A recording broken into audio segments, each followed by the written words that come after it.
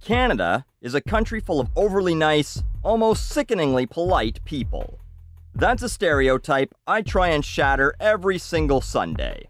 But really, Canadians can be just as greedy and opportunistic as any other scumbags in any other country. Recently, it was announced that Gord Downie, lead singer of the Tragically Hip, has terminal brain cancer. If you've never heard of the Hip, then you're definitely not Canadian. The Tragically Hip are pretty much Canadian icon tier, along with hockey, Tim Hortons coffee, Labatt beer, and strip clubs where the girls get completely naked and you can buy booze. None of that one or the other bullshit, Washington State. Anyway, Gord Downie's diagnosis is pretty sad news for a lot of Canadians. So what's he doing? Well, making himself comfortable, resting, and spending time with family and friends probably, right? Shit no. He's going out fucking partying. The Tragically Hip will be touring this summer. 15 dates lined up as of writing this. And barring a miracle from Magic Sky Guy or a cure for terminal brain cancer showing up in the next couple months, this is Gord Downie's last tour. So, tickets went on sale. In Toronto, they were going to range from $56 in the nosebleeds to $166 on the floor. And, like every pre-sale, the scalpers raided it like a drug addict finding an unlocked pharmacy in the middle of the night. Tickets went on sale at 10 a.m. Tickets were sold out about 30 seconds after 10 a.m. and were immediately available on StubHub, an online marketplace owned by eBay, where individuals can resell tickets. Here's one of the Toronto shows. Keep in mind that on StubHub, prices are American, and our dollar kinda sucks right now. The best deal right now, the one they're claiming is the best value, is $652 at our current exchange rate.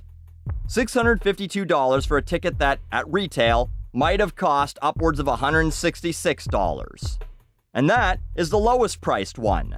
One cocksucker has 6 lower bowl tickets he's trying to unload at $8.99 US, $1,175 Canadian apiece. Now yes, I'm aware that ticket scalping is older than I am. There's a finite supply of tickets and a demand that outweighs that. And people have seen to taking advantage of that by purchasing tickets they have no intention of ever using so they can resell them at an inflated price and make a few bucks. And maybe I'm becoming a real human boy with feelings and all that shit. Gross. But something seems really fucking shitty about capitalizing on the demand to see a dying man. He's gonna die soon. And relatively young. And not for the reasons musicians normally die young. This isn't self-inflicted, he's just unlucky. But, because there's so few times when you know it's the last opportunity you'll get to see an artist play, demand is really high.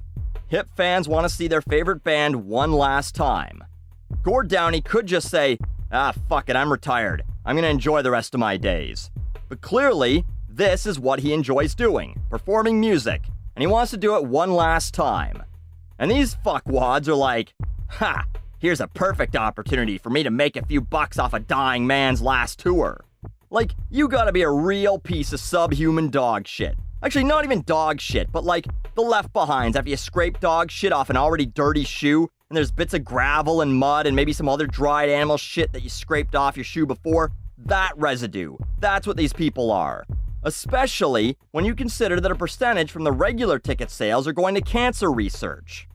Now, StubHub claims they'll also give a portion to that charity, but that'll be out of their percentage, the 10% or whatever they get after someone like this motherless fuck sells 4 center floor seats for $4,200 US, nearly $5,500 Canadian. Times 4 equals $22,000 this guy makes off the demand to see a guy's last set of concerts before he dies. Great, StubHub will get about $2,200 for that sale. Probably give like 10% of that to charity. And the $19,500 that Johnny Jizzstain clears will go towards, I don't know, I assume buying a massive supply of asparagus so he can eat it every day before heading on down to take a smelly green piss on Gord Downie's grave. And by the way, I don't even like the Tragically Hip. Blasphemy in Canada, I know, but I have no interest in going to the concert. Hell, I don't even really care that much about human life. Like, I heard about that kid that fell into the gorilla cage in Cincinnati, and I said to a friend of mine, that's bullshit that they killed the gorilla. I mean, if you're irresponsible and you drop your hat while you're on a roller coaster, they don't shut down the ride, you just lost your fucking hat. And she said, "Are you comparing a kid to a hat?" And yes, I was. But then, that gorilla never asked to be there. The parents should have been watching the kid. Why does a gorilla who's only there for slack-jawed dipshits to gawk at gotta pay for the mistake of irresponsible parents? Another rant for another day, perhaps, but the point is, even though I don't care about this kind of shit, it's a really cunty thing to do. Use a guy's impending death as a way to cash in for yourself. Like a vulture circling a dehydrated man in a desert, getting ready for the feast to come.